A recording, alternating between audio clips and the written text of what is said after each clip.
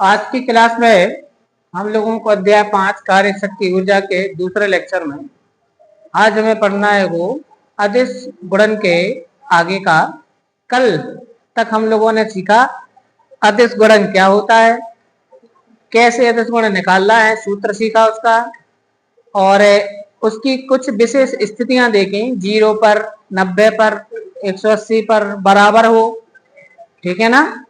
और एकांक सदिशों का अदिश गुणा, जो मानक एकांक सदिश हैं उनका अदिश गुणा कैसे करते हैं, अर्थात I dot I equal to कितना होता है, I dot I equal to 1, J dot J 1, K dot के, बट अगर एक का दूसरे से करें आई डॉट जे, के डॉट आई, ठीक है ना। हमारे एक का दूसरे से करेंगे तो क्या आना है, ठीक है ना।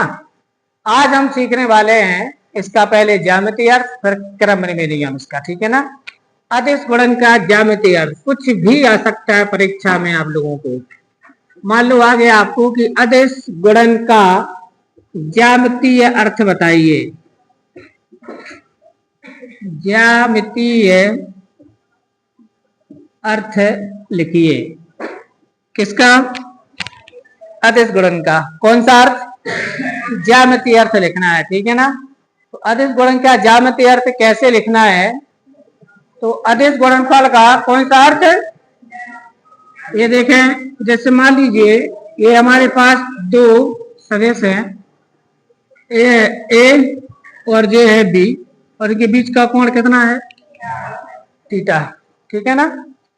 तो आप मुझे बताइए ए का बी की दिशा में या बी का ए की दिशा में घटक क्या होगा, कौन बताएगा, बताओ। सदिश ए का बी की दिशा में या सदिश बी का ए की दिशा में घटक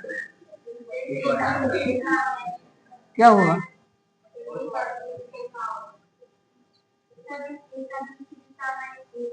ए cos थीटा होगा। इतनी से बात नहीं बता पा रहे हो, है ना, इतने दिन से फिजिक्स पढ़ रहे हो, सदिश सदिश के वियोजन की थ्योरी तो कितनी पढ़ाई,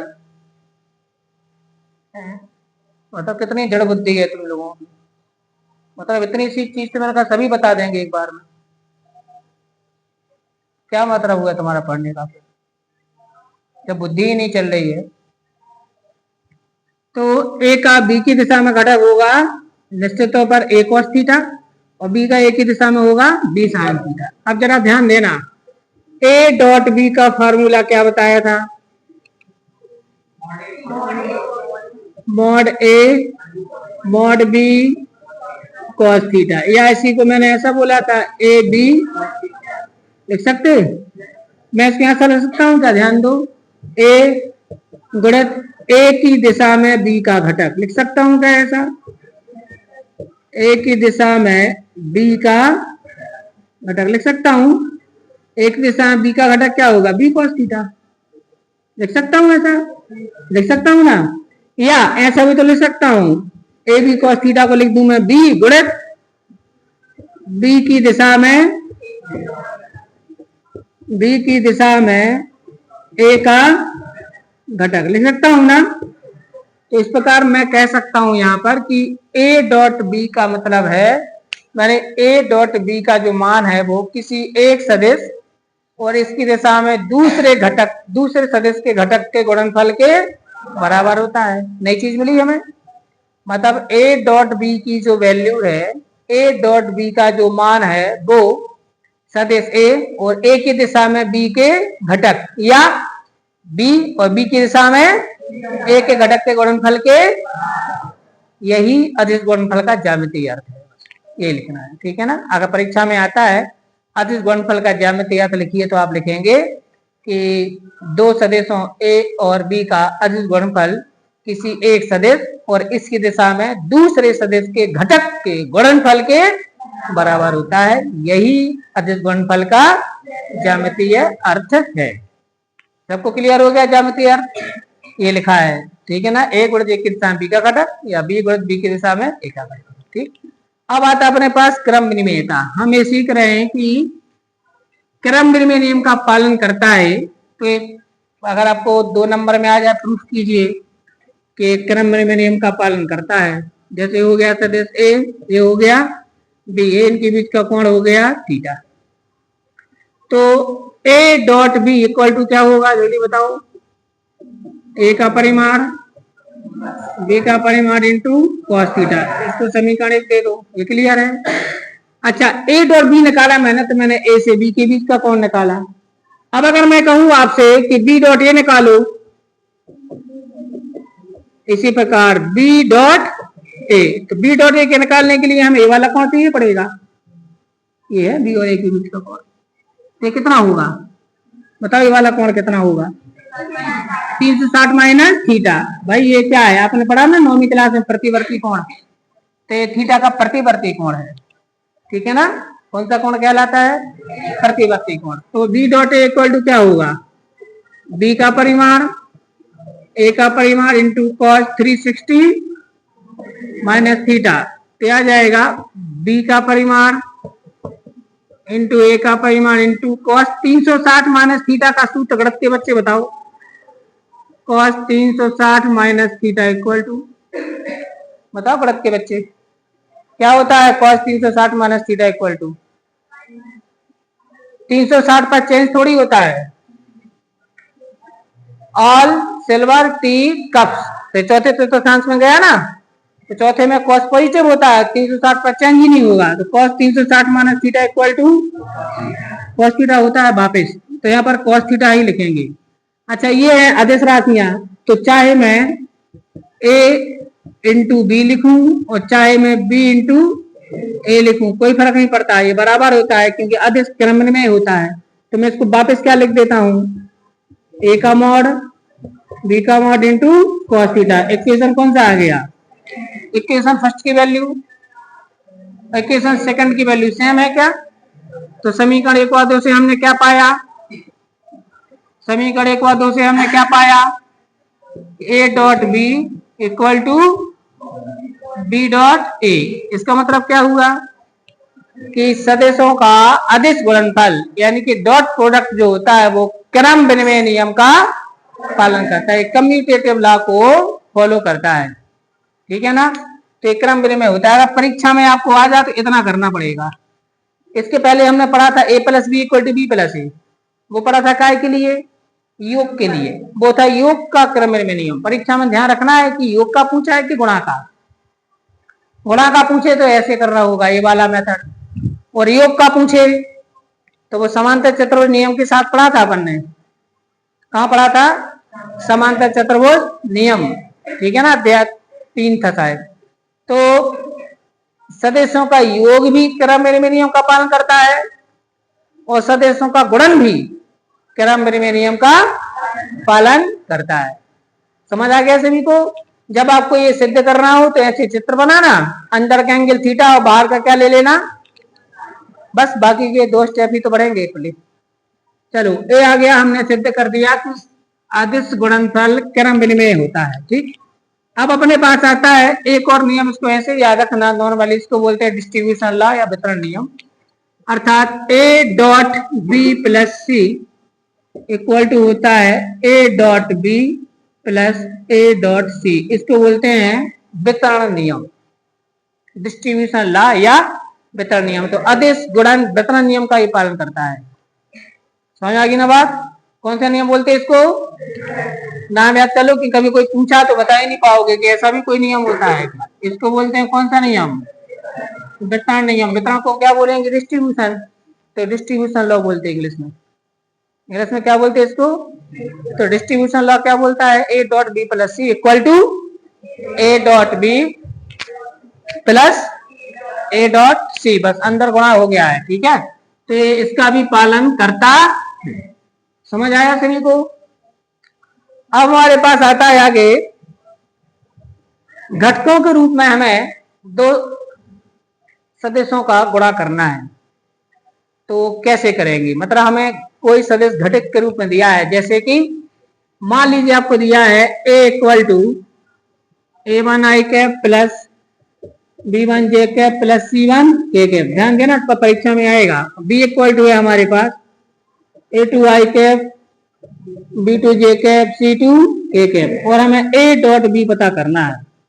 वो कह रहा है कि A डॉट B ज्ञात करो, तो कैसे करेंगे? ठीक है ना, अब हम इसको सीख रहे हैं। तो यहाँ पर एक फार्मूला निकल करके आएगा, तो आपको वो फार्मूला सीधा याद कर लेना। निकलेगा कैसे वो मैं यहाँ पूरा करके बता रहा हूँ, ठीक है ना। आपको तो केवल क्या याद करना है, सीधा फॉर्मूला याद कर लेना है। बात समझ में आई? तो A equal to A1 I cap plus B1 J cap plus C1 K cap, B equal to इतना है और A डॉट B पता करना है। तो देखो जरा सॉल्व, तो A dot B equal to, पहले A की वैल्यू लिखो। A की वैल्यू कितनी है? A1 I cap B1 J cap C1 K cap dot A2 I cap B2 J cap E2 के कैप। ठीक है, पहले अपन क्या करेंगे, A1 आई कैप का पूरे में करेंगे। तो पहले A1 आई कैप का इसमें कर, तो आएगा A1 A2 आई डॉट आई, पहला स्केच में हो गया। जब सदिशों के बीच में बोलेंगे तो इन डॉट बोलेंगे, इसके बीच में बोलेंगे तो इनटू बोलेंगे, बोलते समय ध्यान रखना है। ठीक, अगला अब इसका इसमें करूं तो आ जाएगा A1 B2 I dot J, number का नंबर से गुणा होगा, सदिश का सदिश। अब इसका इसमें करूं तो क्या आएगा, A1 C2 आई डॉट के। चलो अब इसका तीनों में हो गया, अब इसका करो तो B1 A2 J dot I plus, अब इसका इसमें करो B1 B2 जे डॉट जे, अब इसका इसमें करो B1 C2 जे डॉट के। अब किसका किसका होना है, C1 A2 के डॉट आई, C1 B2 के डॉट जे, और C1 C2 के डॉट के। इतना क्लियर है सबको? कल हमने सीखा था कुछ आई डॉट आई, जे डॉट जे, के डॉट के 1, बाकी सब 0। क्या सीखा था कल? तो I dot I equal to कितना होता है, 1। यहाँ पर लिख देंगे कि आई डॉट आई या जे डॉट जे या के डॉट के, इन सब की वैल्यू 1 होनी है, और आई डॉट जे डॉट के डॉट आई और इनका उल्टा, उन सब की वैल्यू क्या होनी है। तो रखते चलो, तो यहाँ आ जाएगा A1 A2 इंटू 1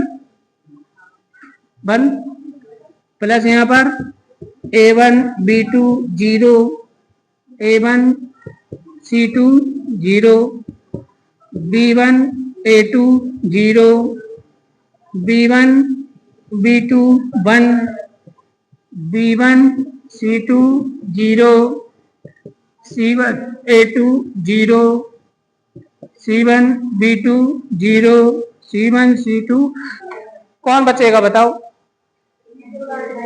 0 वाले सब खत्म, 0 से किसी का भी गुणा करो 0 आता ना, तो ये वाला भी खत्म, ये वाला भी खत्म, ये भी खत्म, ये भी खत्म, ये भी खत्म, ये भी खत्म। जो बचा वो लिखो, A1 A2 plus B1 B2 plus, ये हमें फॉर्मूला मिल गया कि अगर हमें दो सदिशों का अदिश गुणा करना है तो हमें आई वाले का आई वाले से कर देना है, जे वाले का और के वाले का के वाले से, बाकी करना ही नहीं है।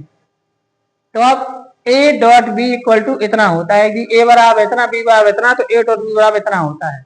अब आपको ये सीधा यूज करना है परीक्षा में या उसमें सवालों में, सीधा इसको यूज करना है, ये नहीं करना है सारा का सारा। ठीक, तो कहां से निकला समझ में आ गया? तो अब अगर आपसे कोई पूछे कि A1 इक्वल टू है, A इक्वल टू है A1 I cap plus B1 J cap plus C1 K cap, इस प्रकार B इक्वल टू है A2 आई कैप प्लस B2 जे कैप प्लस C2 के कैप, और आपसे पूछे A डॉट B की वैल्यू क्या होगी, तो आंसर क्या देना है, A1 A2 प्लस प्लस, हो गया। समझ आ गई ना बात? अब इसके बाद हम इसके कुछ सवालों को ले लेते हैं, है ना, कुछ सवाल भी इसके उठा लेते हैं। अच्छा, परीक्षा में आपको क्रॉस या डॉट का ऐसा वाला करने को आएगा, क्रॉस का तो काफी कठिन है, जब सीखेंगे तो आ जाएगा, डॉट वाला लेकिन थोड़ी सरल है। तो अब जैसे मान लो एक मन से बना लेते हैं एक सवाल, जैसे क्वेश्चन आ गया a इक्वल टू है 3i cap plus 2j cap minus k cap और b इक्वल टू है 5i cap plus j cap plus 6k cap और आपसे पूछे कि बताओ a डॉट b कितना होगा। ये आपको क्वेश्चन आ गया परीक्षा में, मान लीजिए a इक्वल टू आपको क्या दिया 3i cap plus 2j cap minus k cap, b equal to कितना दिया 5i cap plus j cap plus 6k cap और आपको निकालना क्या है। तो कितना सिंपल क्वेश्चन आया, इसलिए 2 नंबर में ही आएगा। a इक्वल टू हमारे पास है 3i cap plus 2j cap minus k cap, b equal to हमारे पास है 5i cap plus j cap plus 6k cap.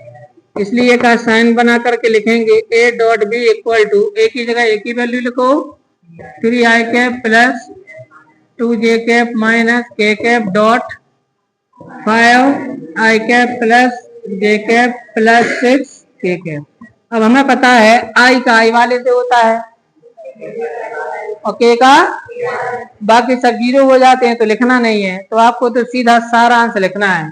तो 3 गुणित 5 प्लस 2 गुणित 1 क्लियर प्लस यहाँ पर है वो -1 गुणित 6।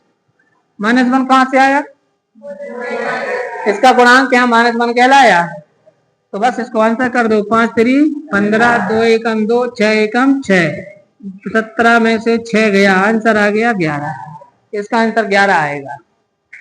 समझ में आ गई बात सभी को। तो बिल्कुल सिंपल सा सवाल है और परीक्षा में प्राय डॉट और क्रॉस में से डॉट का ही पूछते हैं, वो इसलिए पूछते हैं सरल होता है ना, तो वो भी नहीं चाहते हैं कि बच्चे ज्यादा क्रिटिकल रहें, तो ये इस टाइप से आता है। ठीक, अब इसी पर अगला प्रश्न अपन ले लेते हैं इसी में से, ठीक है। अब वो क्या होगा देखें, इसको मिटा दें। अब अगले सवाल पर आ जाओ। मैं जितने प्रकार के सवाल होते हैं सबके मैं एक एक एग्जाम्पल आपको बता देता हूँ, जितने प्रकार के यहाँ पर परीक्षा में आने की संभावना है वो बता रहा हूँ, है ना।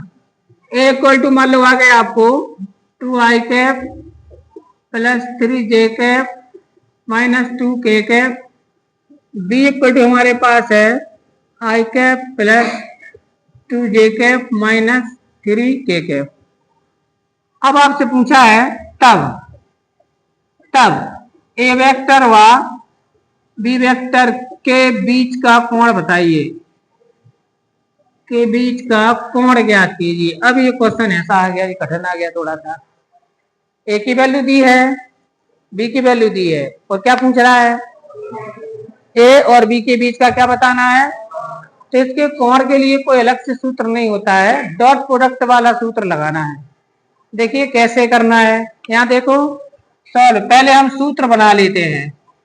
बोर्ड पर ध्यान देना, हम जानते हैं, क्या जानते हैं कि a डॉट बी बराबर क्या होता है। a डॉट बी बराबर जल्दी से बोलो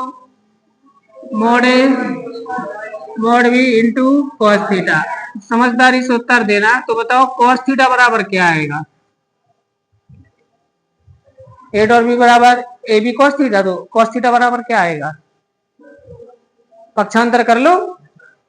तो कॉस थीटा बराबर क्या आएगा, a dot B upon mod A into mod B. ये हमारा फार्मूला हो गया, इस फार्मूले का प्रयोग करना है। तो अगर आपसे पूछा जाए दो सदस्यों के बीच का कोण ज्ञात करने का सूत्र यही है। दो सदस्यों के बीच का कोण ज्ञात करने का सूत्र क्या होता है, कॉस थीटा बराबर a dot B upon mod A into, यह दो सदस्यों के बीच के कोण ज्ञात करने का सूत्र है। ठीक है, जब भी ये सवाल आएगा परीक्षाओं तो 3 या 4 नंबर का आता है। अब इसमें पहले हम ये चीजें ज्ञात कर लो। तो पहले हम a डॉट बी पता कर लेते हैं, a डॉट बी, ठीक है ना। a डॉट बी पता करने के लिए हमें तो पता है a कितना है 2i cap 3j cap minus 2k cap dot i cap plus 2j cap minus 3k cap. चलो करो, 2 एकम 2 प्लस 3 दूनी 6 और माइनस माइनस का प्लस हो जाएगा, 3 दूनी 6 और 6 12 और 2 14। समझ आया सभी को? क्लियर है? किसी के तो नहीं लग रहा कि सर ये कहाँ से आ गया? एक स्टेप और बढ़ाते हैं। अब मॉड ए पता कर लो, इसका सूत्र कौन बताएगा? चलो जल्दी बताओ। मॉड ए बराबर 3 अध्याय में पढ़ा था, कुछ नहीं पढ़ते हो फिजिक्स में। अंडर रूट ऑफ, मतलब बाकी के सब बच्चे केवल खाना खराब करने की मशीन बन के रह गए हैं। तो आ जाएगा मॉड ए इक्वल टू, तो मॉड ए इसका परिमाण चाहिए ना, आई जे छोड़ दो, इनके गुणांकों का वर्ग चाहिए। तो 2 का वर्ग आता है, याद है? कितने बच्चों को याद आ गया कि हाँ ये था? 2 4 6 घुमाओ। जैसे ए इक्वल टू हमारे पास है A1 I cap plus B1 J cap plus C1 K cap. तो मॉड ए का फॉर्मूला आपको बताया था, under root of A1 square plus B1 square plus C1 square. अध्याय 2 में देख लो, 3 में, जहाँ सदस्यों का जोड़ना घटाना, वहां पर एकांक शेष निकाला था ना। एकांक शेष में था ए कैप बराबर सदस्य बटे मॉड ए। तो मॉड ए कैसे निकालते थे? तो मॉड निकाल रहा हूँ, किसी चीज का परिमाण निकाल रहा हूँ, तो आई जे के गुणांकों के वर्गों के योग का वर्गमूल निकाल दो। कैसे निकालते हैं? आई कैप जे कैप के गुणांकों के वर्गों के योग का। तो यहाँ पर कितना आएगा जल्दी से बताओ? 4 धन 9 धन 4, 9 4 13 4 17, नहीं आएगा। अब मॉड बी निकालते हैं। चलो मॉड बी बताओ कैसे निकालेंगे? यही काम किसके साथ करेंगे? अब बी के साथ करेंगे। तो करो इसको। तो बी वाले का क्या है? आई का गुणांक कुछ नहीं दिख रहा है, तो क्या माना जाएगा? 1। कभी यहाँ पर आई जे नहीं लिखे जाते हैं, यहाँ पर प्लस 2 का स्क्वायर प्लस माइनस 1 का वर्ग कितना होता है? 2 का वर्ग 3 का, 9 4 13 और 1 कितना हुआ? तो अंडर रूट 14 ये किसका निकल आया? बी का परिमाण, बी का। अब समीकरण 1 में मान लिख दो, रखेंगे नहीं रखेंगे? समीकरण 1 में क्या करने पर? तो फिर निकलेगा cos थीटा बराबर, ये निकलेगा कोण, ठीक है ना। तो cos थीटा बराबर, पहले ऊपर लिखना है a डॉट बी, कितना निकला था? 14 आएगा ऊपर, नीचे आएगा 17 गुणित 14, ये आएगा। अब इससे ये 14 कट जाएगा, ऊपर के 14 को ऐसा लिख देते हैं, 14 गुणित 14 बटे 17 गुणित 14। तो एक तो धमक दो। तो cos थीटा बराबर हमारा आ गया, cos थीटा बराबर अंडर रूट ऑफ 14/17। लेकिन हमें नहीं पता ये कितने का मान होता।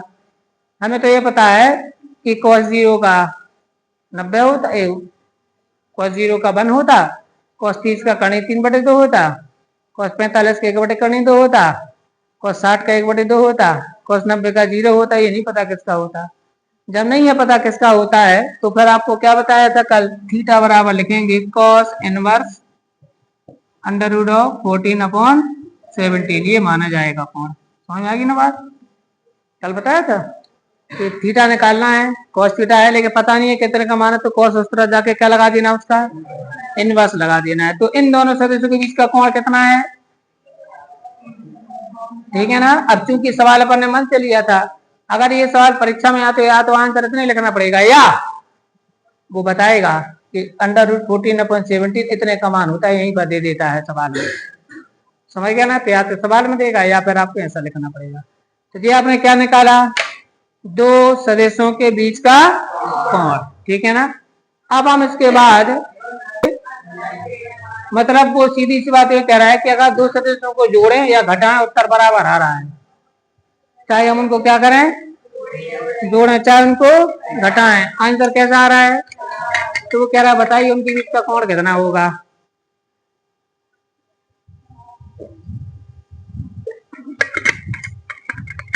तो देखिए उनके बीच का कोण कितना होगा, कैसे निकालेंगे? सीखना है सवाल को पक्का। तो अपन लिखते हैं कि माना अभीष्ट सदिश, माना अभीष्ट सदिश ए व बी है। मान लो भी सदिश जिनका ऐसा है वो क्या है? ए और बी। अब देखना ध्यान से मैं कैसे कर रहा हूं। अब मैं आपको बताता हूं जो बच्चे यहाँ बैठ के इसको नहीं पढ़ रहे हैं वो आपकी कॉपी में से लिखेंगे तो गलत लिखेंगे। तो वो कह रहा है कि a प्लस बी का mod equal to a minus B का मॉड a। ये कह रहा है ना प्रश्न। कैसे? वो कह रहा है उनके योगफल का परिमाण अंतर के परिमाण के बराबर है। तो इस तरफ क्या लिखा है? योगफल का परिमाण। परिमाण निकालने के लिए क्या लगाते हैं? तो ये लिखा है 2 से 2 योगफल का परिमाण। और ये क्या लिखा है? क्या समझ आ गई बात? अब इन सदस्यों के बीच का क्या ज्ञात करना है। अब मजे की बात, ये तो अदिश राशियां हैं, परिमाण अदिश राशि कहलाती है। परिमाण कौन सी राशि होती है? परिमाण तो सब में होता है, तो परिमाण अदिश राशि कहलाती है। और हमें जाना है सदिश में। अब याद करो, कल एक खिड़की बताई थी, कल जब मैंने 3 स्टार बनाया थी 1 2 3, अब वो भी नहीं याद आ रहा होगा, 3 स्टार बचा गए। कल 3 स्टार बने थे एक कंडीशन पर, स्पेशल केसेस पर। सदिश का वर्ग बराबर वो नहीं होगा तो ये सवाल कभी नहीं हो सकता, कभी नहीं। तो एक समय इतनी अद्भुत चीजें हैं अंदर अंदर के, क्या बताएं, है ना। तो अकेले परिभाषा याद करके बच्चे समझते हैं कि फिजिक्स तो आने लगी। अभी इसी अध्याय में कार्य ऊर्जा शक्ति की परिभाषा बताना, याद कराने, कार्य ऊर्जा मंत्र याद कराने, हाँ होगा अध्याय, आने लगी फिजिक्स। तो इसमें देखें, हम दोनों पक्षों का वर्ग करेंगे। क्या करेंगे? वर्ग करने पर जरा ध्यान देना बिंदु स्टेप पर। तो यहाँ पाएगा mod of a plus B का square equal to mod of a minus B का स्क्वायर। अच्छा, अब हम जानते हैं परिमाण का वर्ग बराबर सदिश का वर्ग। यहाँ सूत्र लिख देंगे, क्योंकि हम जानते हैं सदिश का वर्ग बराबर, सदिश का वर्ग बराबर क्या होता है? उसके परिमाण का वर्ग। अब ध्यान देना मैं क्या लिख रहा हूँ। इस नियम से मैं यहाँ पर ये जो मॉड है ना, मॉड को ब्रैकेट बना देता हूँ। अब आ गई बात समझ में? क्यों बना दिया जल्दी बताओ? क्योंकि परिमाण का वर्ग बराबर क्या के बराबर होता है? ये सदिश हैं, ये परिमाण हैं। अब सोचिए कोई आपकी कॉपी से नोट करे तो उसका इस बारी के पर ध्यान नहीं जाएगा कि यहाँ पर क्या बन चुका है? सदिश। ब्रैकेट लग गया मतलब वो सदिश हो गई अब राशि, और ऊपर क्या है? वो अदिश है। अब आप इसमें सूत्र नहीं लगा सकते, क्योंकि याद रखना ये जो सूत्र होता है ना a प्लस बी का होल स्क्वायर, ये इसके लिए है, इसके लिए नहीं है, इसके लिए नहीं है, यहाँ नहीं लागू होता है वो। Mod of a plus B का whole square equal to a square plus B square plus 2ab ना, वहां नहीं लगता है वो। Bracket of a plus B का whole square equal to a square plus B square plus 2ab यहाँ लगता है। अब सूत्र भी लग जाएगा, ऊपर नहीं लगता। समझ आ रही ना बात? अब चलते हैं इस पर वापस। तो a प्लस बी का होल स्क्वायर लगाते हैं, तो यहाँ पर आ जाएगा a का स्क्वायर, याद रखना वेक्टर है अभी, वेक्टर, प्लस b का स्क्वायर प्लस 2a, फिर डॉट लगेगा b, ये लग गया। अब इस तरफ लगाओ, जल्दी बोलो क्या आएगा? a square plus minus 2a dot b। अब हम जानते हैं सदिश का वर्ग बराबर परिमाण का वर्ग, तो मैं इसको वापस a इसका लिख सकता हूँ वापस। चलिए हो गया mod a square mod b square plus 2a dot b। एक स्टेप कम करने के लिए पक्षांतर भी कर लेते हैं। Mod a square mod b square plus 2a dot b equal to, अब ये देखो खत्म, खत्म कि नहीं हुआ? 2a dot b 2a dot b मिला के क्या हो गया? 4a dot b equal to 0। चलो ठीक है, 2 को 4 को वहां ले जाओ, तो a dot b equal to 0.4, तो a dot b equal to 0, तो हमारा आंसर आ गया। अभी मैंने कल पढ़ाई थी, एक स्टार लगा था, बताओ उसमें क्या लिखा था? है 90 अंश का कौन बन रहा है? समझे आप? समझे आप? a dot B equal to 0, इसका मतलब a और b परस्पर लंबवत हैं, और लंबवत सदस्यों के बीच का कोण कितना माना जाएगा? 90 अंश। लंब का मतलब 90 अंश, इसका मतलब हुआ a और b के बीच का कोण 90 अंश है। इसका मतलब क्या हुआ? वे पूछा था उसने कितना है, क्या पूछा था उसने? तो लिखेंगे इस प्रकार ए वेक्टर तथा बी वेक्टर परस्पर कैसे हैं? परस्पर लंबवत हैं, अतः इनके बीच का कोण कितना है? अतः इनके बीच का कोण 90 अंश है। हो गया सवाल।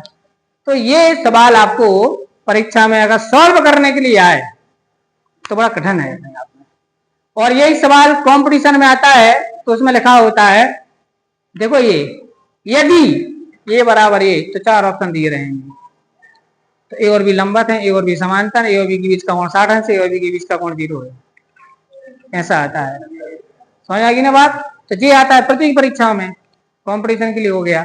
और ये यहाँ पर आपको आता है, और ये हमारे लिए जानकारी है। अब इस सवाल को जानकारी बना लो। इससे जानकारी क्या बनेगी? इससे जानकारी बनी, यदि दो सदिशों के योगफल का परिमाण उनके अंतर के परिमाण के बराबर हो तो वे सदिश परस्पर लंबवत होते हैं। ये हमारे लिए तथ्य बन गया, फैक्ट बन गया। क्या बन गया फिजिक्स के अंदर? ये फैक्ट क्या बन गया कि यदि दो सदिशों के योगफल का परिमाण उनके अंतर के परिमाण के बराबर है तो वे सदिश लंबवत हैं। कैसे हैं? आओ करके देखते हैं।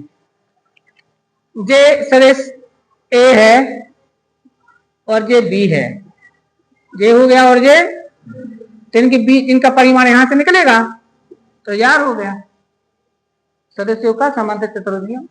अब मुझे ए में से बी घटाना है, तो घटाते कैसे? याद करो, इसका विपरीत सदस्य खींचते हैं, तो ये कौन होगा? तो ये यार हो जाएगा। तो दोनों के परिमाण तो बराबर निकलेंगे इसका दिशा में? नहीं निकलेंगे, क्योंकि परिमाण का सूत्र क्या होगा? Under root of A square plus B square plus 2ab cos theta. क्या होगा? अंडर रूट ऑफ, तो परिमाण बराबर निकलेंगे। तो चाहे आप सदस्यों को घटाओ चाहे जोड़ो, आंसर कैसा आ रहा है? एक साथ। ऐसा आदेशों के साथ नहीं हो सकता। क्या तुम ऐसी तो संख्या बता सकते हो जिनका योग और अंतर बराबर हो तो बताओ। ऐसी तो भिन्न भिन्न संख्या बताओ कि जोड़े तो उत्तर आए, घटाए तो उत्तर आए। तो अपने आप में कितनी बड़ी बात रखी है। मैंने चाहे तो मन को जोड़ दे, चाहे उनको घटा दे, उत्तर 100। अब ऐसा हो सकता? ऐसा तो नहीं हो सकता। तुम हो सके तो बताओ तुम संख्याएं ऐसी, हमें तो नहीं पता। लेकिन सदस्यों के साथ ऐसा हो सकता, क्या हम उनको चाहे जोड़ें चाहे घटाएं, आंसर बराबर आएगा। लेकिन कब होगा? जब वो परस्पर लंबवत होंगे तब हो सकता। ठीक है ना? तो दो लंबवत सदस्यों के साथ एक कंडीशन लागू होती है, इसलिए इसका सवाल बना करके परीक्षाओं में देते हैं। अब देखें बच्चों, हालांकि मुझे कल फिर यहीं से उठाना पड़ेगा, वो तो उठेगा ही, उठेगा तो यहीं से ठीक से पढ़ना है। तो सदिश गुणनफल या क्रॉस प्रोडक्ट, डेफिनेशन क्या थी?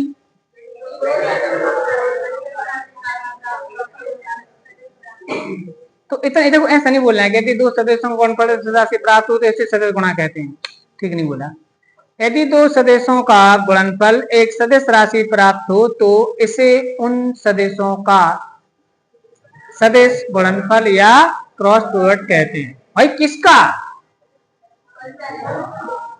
देखो फिजिक्स में बताऊं, कार्य कौन करता है? कार्य होता ना, तो कार्य कौन करता है? बल। कार्य बल करता है, तो बल द्वारा किया गया कार्य, न कि और कुछ द्वारा। तो कार्य का कारण कौन है? बल। बल लगेगा तो कार्य होगा। तो कार्य कौन करता है? तो क्वेश्चन लिखे होते हैं बल द्वारा किया गया कार्य, बल द्वारा किया गया कार्य। ऐसे यहाँ पर है, जब अपन पढ़ा सदिश गुणा, तो किसका? उन सदस्यों का क्या बोलते हैं? सदिश गुणा। मतलब हिंदी में हमारा वाक्य पूरा होना चाहिए, अधूरा सा नहीं होना चाहिए कि बस इसको कहते हैं कि होता है। भाई किसका है ये सदिश गुणा, ये भी तो बताना होगा। तो वाक्य जब बोलो तो उसको पूरा बोलो। सदिश गुणनफल या क्रॉस प्रोडक्ट है, तो डेफिनेशन आप समझ गया। इसको हम लोग सूत्र से याद करते हैं, क्या? ए क्रॉस बी। इसके लिए क्रॉस पढ़ना है बीच में। क्या पढ़ना है? क्रॉस। गुणा नहीं बोलना है, एक गुणक भी नहीं बोलना है, बिंदी रखी हो डॉट बोलना है, गुणा का चिन्ह लगाओ तो क्रॉस बोल रहा है, गुणा नहीं बोला जाएगा। समझ आई बात? क्योंकि तुमने बोला कि ए गुणित बी, तो फिर जो निकालो जो अपन ने जो का यार, जो भी तो गुणा ही करो तू, नहीं किया था। तो यहाँ पर आपको क्या बोलना है? क्रॉस, इसलिए क्रॉस प्रोडक्ट बोलते हैं। A cross B equal to होता है mod of A mod of B sine theta, और एक एन कैप हो रहेगा। एन कैप क्या है यहाँ पर? एन कैप है कोई एन कैप यहाँ पर एकांक सदस्य है। क्यों? क्योंकि आप याद करो हम कौन सा कौन सा पढ़ रहे हैं, तो ये है फल, ये फल है, ये क्या है? फल है, गुणनफल जो तुम्हें मिला है। तो जो मिला है वो भी कौन सी राशि है? सदिश। तो फिर इसमें दिशा होगी, तो दिशा कहाँ है? तो ये बता रहा है कि ये दिशा है। हवा की बात समझ में रहा। और जबकि कल अपन ने जो पढ़ा था A dot B equal to A B cos theta, ये फल है, तो ये वाला फल कैसा है? अदिश, इसलिए इसमें कहीं दिशा नहीं है। ये परिमाण है, परिमाण में दिशा नहीं होती है। ए भी दिशा में, इसमें दिशा नहीं है, इसमें दिशा नहीं, इसमें दिशा नहीं है, पूरी में दिशा नहीं है। यहाँ पर भी इसमें भी दिशा नहीं है, इसमें भी नहीं है, इसमें भी नहीं है, इसलिए लगी है। समझ आएगी ना बात? लगी नहीं लगी है? तो फिर ऊपर वाला जो है वो सदस्य राशि है, सदस्य राशि है तो दिशा चाहिए, तो दिशा के लिए बड़ा सा तीर थोड़ी खींचेंगे, तो एन कैप लगा देंगे। और आपको याद होगा कि जो कैप होता है ना, कैप लगा देते, एकांक से इसको प्रदर्शित करता है, इसका प्रयोग केवल दिशा, ठीक है ना। अब इसकी जो दिशा होती है वो वैसे तो दक्षिणावर्ती पैंच नियम, समझ में आएगी ना बात, आदि से की जाती है, लेकिन मैं आपको शॉर्टकट में बता दूं। एक क्रॉस बी की दिशा, मान लो ए में बी का क्रॉस कर रहा है, तो मान लो ए है उंगलियां और बी है इस तरफ, तो ए से बी में ऐसे होगा ना, तो अंगूठा कहाँ है? तो फिर ए क्रॉस बी की दिशा से ऊपर हो जाएगी। और अगर हम बी से ए कर रहे हैं तो कहाँ हो जाएगी? नीचे हो जाएगी। तो इसकी जो दिशा है वह दक्षिणावर्ती स्क्रू नियम के अनुसार दी जाती है। हमारे दाएं हाथ से यदि स्क्रू ड्राइवर को घुमाएं, दाएं हाथ से स्क्रू ड्राइवर को घुमाएं ए से बी की ओर घुमा रहे अपन ऐसा, तो ऐसा करने में स्क्रू कहाँ आएगा? बाहर। ऐसा करने में अंदर। तो जब एंगल को क्लॉकवाइज मेजर करें तो दिशा अंदर, और एंगल को एंटी क्लॉकवाइज मेजर करें तो दिशा बाहर। तो ये दिशा बड़ा दिक्कत पैदा करेगी, ठीक है ना। तो हम इसको जहां पर पढ़ेंगे वहीं बताएंगे कि देखो यहाँ पर इस टाइप चीज की दिशा ज्ञात करेंगे, ठीक। तो ये हमारे पास आ गया क्रॉस प्रोडक्ट, ठीक है। एन कैप एकांक सदस्य है। अब अगर आपसे पूछे कि ए क्रॉस बी का परिमाण, तो फिर आपको एन कैप नहीं लगाना है, फिर आपको लिखना है ए बी साइन थीटा, बस इतना लिख देना है। क्यों? क्योंकि परिमाण में पूछ रहा, तो दिशा कहां से आई? एन कैप हटा दोगी, तो mod of A cross B equal to A B sine theta, but A cross B equal to A B sine theta into N cap. समझ आएगी ना बात? अच्छा एक और मैं बता दूं, here A cross B does not equal to B cross A, ये बराबर नहीं होते हैं। पर A dot B equal to B dot A होता है, पर A cross B does not equal to B cross A, अर्थात सदस्यों का सदस्य गुणनफल यानी कि क्रॉस प्रोडक्ट क्रम में नहीं होता है। फिर होता क्या है? ये होता है A cross B equal to minus of B cross A होता है, माइनस में A cross B equal to minus of B cross A. क्योंकि अभी मैंने आपको बताया ए क्रॉस बी की दिशा ऊपर, तो बी क्रॉस ए की दिशा कहां हो जाएगी? नीचे हो जाएगी, तो अपोजिट हो गया पूरा। तो A cross B does not equal to B cross A, ध्यान रखना है। A cross B equal to minus B cross A होता है, ये भी ध्यान रखना है। और ये मॉड लगा हो तो एन कैप नहीं लिखना है, और अगर मॉड नहीं लगा है तो फिर एन कैप लिखना है। एन कैप या कोई और एकांक से हो सकता है, वो अलग अलग भी हो सकता है कहीं भी। तो यहाँ पर समझ आएगी ना बात में, कोई एकांक से लगा होगा। तो देखो उसमें कितनी सारी चीजें हैं ध्यान रखने की, जबकि अदिश गुणनफल में इतना कुछ नहीं है, ठीक है। इससे आगे कल पढ़ेंगे।